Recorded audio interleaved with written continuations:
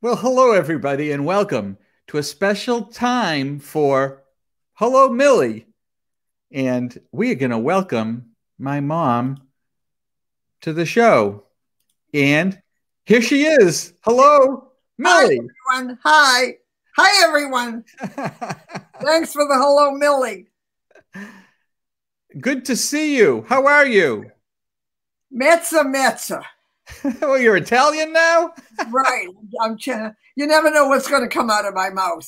I don't know what's going to come out of my mouth. Oh, my, that's funny. Okay. Let's see. So I've got everything all set up. And what we're going to do tonight, here we go. We're going to talk about, once again, my friend Jan Zlotnick's book called 23 Things I Wish I Could Ask My Mom and Dad Today. And this is a great book that I gave you as a gift. And what we're doing is each week you're finding a question from the book, which it's nice because I'm getting to learn some things that I didn't know about you. And you're getting to learn some things that you didn't know about me. Yes.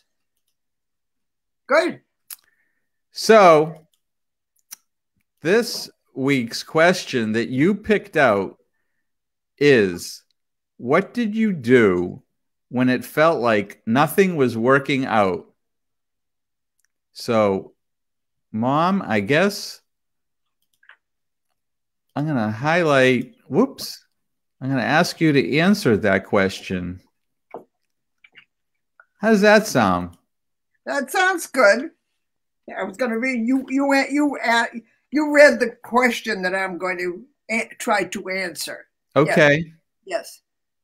All right. So all set. Yep. What did you do when you felt nothing was working out? Okay. I thought about that one, and what came to my mind was when I graduated from high school. I did not go to college, as we spoke about last week. And I just was offered a job right away. They offered me a job through the school in a one-girl office to do bookkeeping. Well, as little as I knew about what I wanted to do, I knew I did not want to do that. Be in an office by myself doing paper, no way, no thank you. And then I had an opportunity. My neighbor worked for a company, and she told me they needed someone in Malden. I was in Chelsea. Oh, that sounded good. So I got the job. I had to go by bus every day. I had to get there on time. I had to run down the hill for the bus because if I missed that bus, I would come in late. And it was good. What was that company? That was Malden Knitting Mills. They were good people to work for, very philanthropic, very fine people. And I had a desk job, typing a little bookkeeping, not too much. Some people, some nice people I met, and I went to dinner with them. Sometimes we did go out a little bit. And I was there looking back at it. I stayed too long. I was there for over 3 years, 4 years. And then I said, this is crazy. I'm running for the bus every day. The pay was not terrific. I wanted a new experience. So I left that job, not knowing what I was going to do, but it turned out to be in the fall. And that's when Combined Jewish Appeal had their annual campaigns. So they needed a lot of help. You left a job that you had without another job? I was a single lady living at home, and my parents were taking care of me. So money didn't mean anything to me. So I stayed on the job with the little pay. Yeah. But finally I said, I got to get out of here. So I went to Combined Jewish Appeal, which I would support, and they hired me. And they needed typists. They had a lot of clerks there. But I had a skill that the other people didn't have. So I got into a small office, Yeah. Combined Jewish Appeal. And through that small office, I met some people. And then we had coffee breaks. So I went downstairs to the coffee shop, met other people that worked for CJ. That's what I was happy with. So I met all these other people, met every day for coffee downstairs, got friendly with them. So then I began to make friendships on the job. And that's what I would have had at college that I didn't have. And I didn't have it on my first job either. So that led to some wonderful lifetime friendships. So I did that for a number of years. Oh, there's my boss. There's Joe on the right there. And that's a great shot. So I stayed. Joe and Sid on the right. Carol. No, Joe and Sid, and then Mark and Deb on the left, and then me on the back left. Oh, Mark and Deb. Yes, Mark and Deb on the left, right. Dad. That tall guy's you. Yeah, my God. You're very much taller than my husband, your father, Aaron. Yeah, wow. Aaron was just a little, and my sister-in-law, Minnie. Yeah, that's a great picture. That was my boss at CJP, and we got to be good friends, and then I got to be her good friend too. So making that move, I met a lot of great people, but they were strict. I will go into all the limitations that they gave to the student. They weren't fair, nice, considerate of the workers. I had to work nights, but that was a good thing because I went out to dinner, and one of the girls I had dinner with, Millie, she says, "You always order chicken. You always order that. You never order." I said, "I wasn't used to eating pork. I would never order pork." Oh, my. But she called my attention to my limitations on choosing. So I learned how to eat out. So that was the big thing I remember about her. But then the time came, I was there a few years, and things were changing. Oh, I was near Philine's basement. I was near Jordan's. Great location. And I could take the subway. But no, it wasn't good enough. I was stuck in that job. So Annie has a question. She wants to know, how old are you again? How old are you again now? Yeah, now. Now I'm 95. Today I'm 95. You probably can't believe it. I believe it now. I do. No, not you. People. Because you look amazing. All right. So, so what happened? Very fortunately, at Combined Jewish Appeal, they were connected with somehow they had a connection with another company, and the other company on the North Shore needed some extra help for a short period of time. So they asked me, could I help that other company out? And I could commute from Chelsea. That was no problem. Yeah. So I left my day job at CJP and I went over to help the other people. Got friendly with the lady at this temporary place that I was working. And she told me about Dainty Dot Hosiery was looking for help. It was a very nice company. And she would suggest I call them. They're looking. I did. I called them and I got hired. I got hired at Dainty Dot. That's how I got that job. And that's the best job I ever had because it was a learning experience in many ways. I learned a lot. And I stayed there maybe 5 years. And from there, I left and I got married. Oh, I didn't even work there after I got married. But then after a while, I left Dainty Dot. Yeah. So that was a great thing. I had to move from that first job. That was nothing.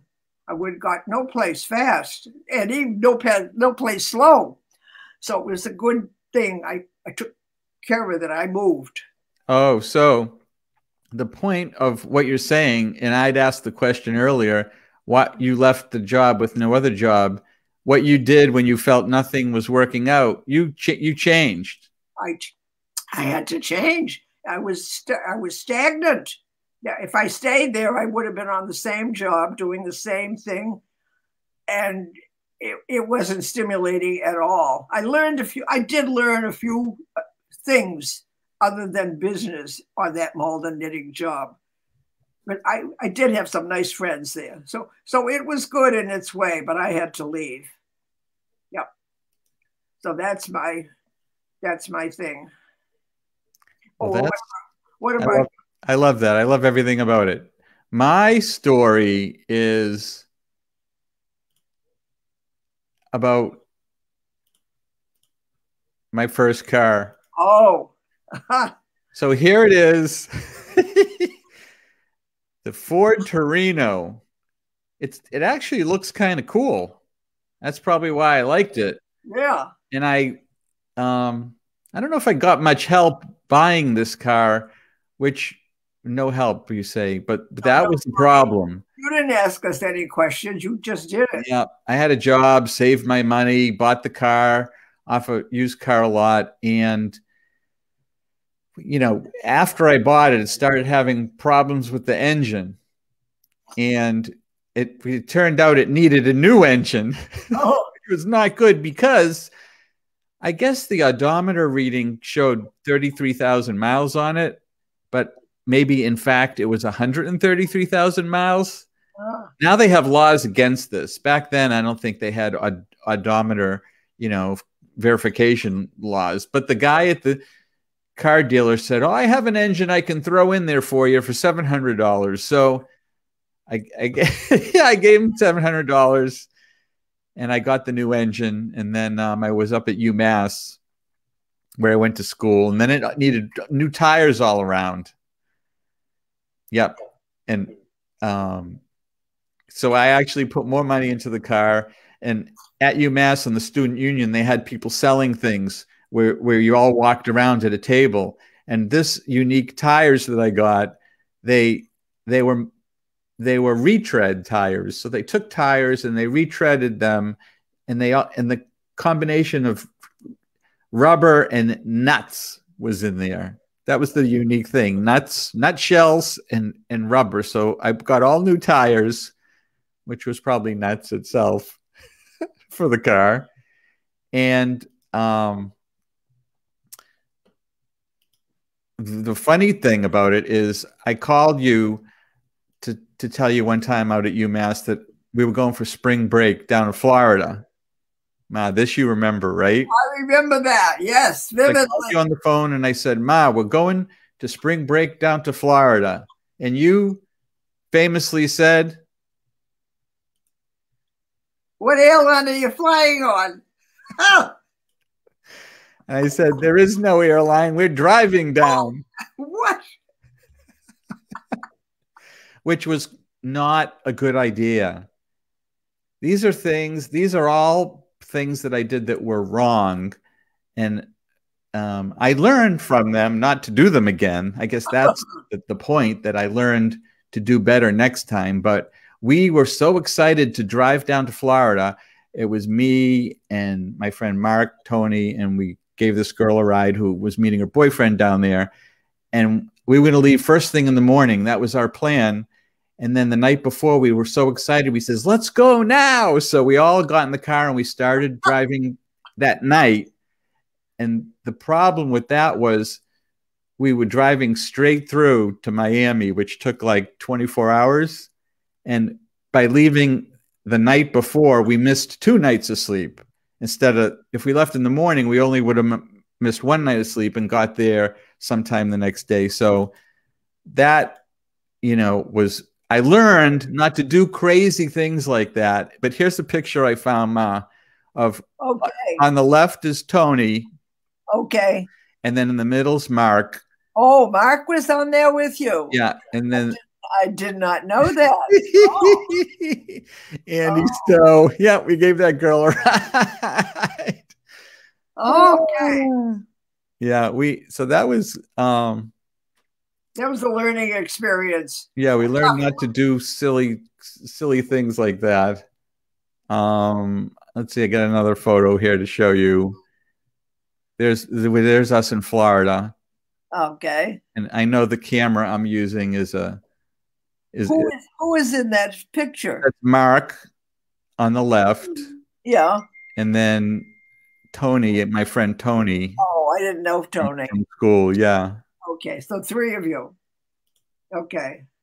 Yeah. So so what I learned was not to,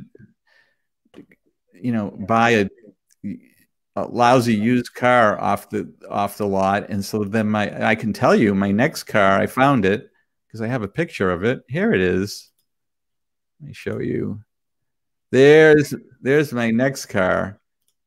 This was a Toyota Celica 1980, and that I bought from Woburn Toyota on 128. You know, when it came with, you know, some kind of warranty, you know, it wasn't that. It actually, I wonder if it was new. And a Toyota's good. Toyotas are great, and this was a great car. And everywhere I worked, a lot of people had this car, so I got advice, and they all liked the car. In the parking lot, a lot of people had this model, so you know, I learned to ask people for advice, to go to a reputable dealer. I learned all kinds of things like that. I actually, looking at this car, I love this car because, as you can see in the back, I don't know if you can see, but it was a hatchback. So instead of having being a sedan with a trunk, your Chevy Citation had a hatchback. You could fit a lot more things in it, and so that was great. We all love this car. That's good. I don't know what Annie's saying. Oh my God! But when you say that about learning how to buy a car, when I needed a new car, I was down in. I knew I was going to get a new car when I came home from Florida, and so what I did was I would take a walk around Kings Point. They all drove. And I noticed in the parking lots, wherever I went, people had the Toyota Camry. I said, oh, this is the car for me. Everybody had a Toyota Camry. When I came home, that's what I had. I had a Toyota Camry for at least 13 years, low mileage. And a young, nice person bought my car. And that car is still running to this day. And they took it across the country. Yeah. Still running and still good. So seeing what other people have, talking to other people, that's how you learn what to buy. And you went through that. And that's what I did with that car. I found one more thing I want to show before we go. Is I found this picture of you playing tennis. Actually, a friend of the family, Jane, found it and sent it to you. And you gave it to me. Yes. So I put this on Facebook, and this is a fantastic photo of you. And so then I asked, are you playing tennis? Are you posing that it's like you're playing tennis? And my personal guess would be that you're not really playing tennis. You're right. You know your mother. When you said that, I said, oh, Stephen knows me. I'm not athletically. The only thing I can say, if you call it athletics, I love to dance. I love to jitterbug. I like to foxtrot. Whatever it is, I would be up there. I couldn't run. I couldn't run to get on the floor fast enough. So what's the story behind this photo? I don't remember taking that photo. I know it was right after I got married, because coming back from my honeymoon, because I recognized the slacks I'm wearing, because in the honeymoon picture, I'm wearing those pants with a matching top. And so it goes back. That's an old picture. Old picture. So I was clowning around there. That was a fun shot. A fake. Aha. It was a fake shot. He recognized a fake. Yeah. That's awesome. So I also got a message from Jan, who wrote this book. Yes. And he didn't think he could make it tonight, but I told him he could watch the replay. Right. And I also sent him a picture of your drawing. Oh, some drawings on the book. You have the book there? I have the book here, and I have drawings that I made. Show it. Can you flip to a page? I have it. I have ready to show my artwork. I made the artwork to go with today's presentation. The history. Let's see. All right. Oh God! I dropped it. I dropped everything. That's understandable. Yeah, but I know it's page 9. Oh, look at our friend Colton Bradford is saying hello. Ma. Hi, Colton. Hi. Hi, Colton. Good to see you. Hey, Ma, remember Colton interviewed you? Yes, I do. And I said, you know what? This was so much fun. I'm going to start a show. And Colton, look, we've been doing it. So That's awesome. I'm glad you came by. Oh, here it is, page 9. I'm glad I found it. What now? Can you see this? Oh, wait a minute. Hang on. Hold it up. Oops. Up? Up higher. Well, no, you're showing the title page. You're not showing page 9. Get it open. Open it up to page 9. I had opened it to page. I know, it flipped closed. All right, here's page 9, and here's the picture. You see the picture now? Yes. Wow. Can you see? Oh, yeah. Can you? Oh, now, my. What is going on there? all right, what's going on? If you look down at the bottom. Oh, my. This is gorgeous. When I'm not a happy camper, that's my first job. That's my first job. Okay, so I'm on the job. And then I left that job to go to work. And I put that black there because I left that job. And I went to Combined Jewish Appeal. So I'm there for a while. And when I was there, as I said, they sent me to another company to work. So that's why there were 2 people over there. And when I was at that company, she told me about Dainty Dot. And I went to Dainty Dot and got that job. And that's where I was happiest and learned the most. So that's why she's a happy lady over there. So that's the drawing that goes with that. Oh, that is great. So I talked to Jan, and he showed some of your drawings to the artist who did the art for that book. Oh, yeah. She loves your drawings. So they want to be on the show, and if we can do it next Tuesday, we're going to have them come and talk to you. Wow, that's fantastic. Yeah. So next Tuesday. Oh, wow. Is next Tuesday? Next Tuesday is February? Yeah, I think so. Next Tuesday is February. Groundhog Day, February 2nd. Okay, well, if the artist, you said artist? She's an artist. Yeah, Jan did the book with an artist. He wrote the words, and she drew the thing on each page. Can I be there with the artist or just the artist? You don't know. What? No, you'll be there with Jan and the artist. Okay. Well, since they're going to be there, I'll have to think what question I can answer that would be appropriate with them there. Maybe any one of them, but I'll give that some thought. Because I have a whole list of subjects that I've already chosen and marked the pages for the future. Yeah, so great. I don't have to look through the whole book. I know which ones I want to. That's fantastic. Well, thank God I'm really enjoying this because I don't do much of anything. No, I mean, not many. A lot of people are in the same boat. A lot of people, yes. And it's very depressing, and there's no social interaction. Right. And I understand. I mean, we all are. It's the same. Yeah, we're trapped and limited. And when Brooksby, where I live, when Brooksby finds out there were people they're finding out playing bridge in their apartments with other people, playing mahjong with other people. Yeah. So they call them on it and get their attention. And so you can't do that. Yeah. So we're all stuck. Tomorrow I have a big day. Finally, I'm going to the hairdresser. I'm going to have my hair cut. And I'm going to go out of this apartment and walk down the hall, and maybe I'll see someone. I don't know if I'll recognize them because they're wearing masks. Sometimes I know who the people are. Sometimes I don't see anyone. So that's going to be my day out tomorrow. I've already canceled 2 hair appointments I couldn't make. Well, hopefully you can make that one. I want to make that one. And today, every day there's something else. Today I found out the podiatrist is leaving. We've got new podiatrists. And the last time I had an appointment, I had to cancel him. I was under quarantine. Then I made another appointment, and then I was under quarantine.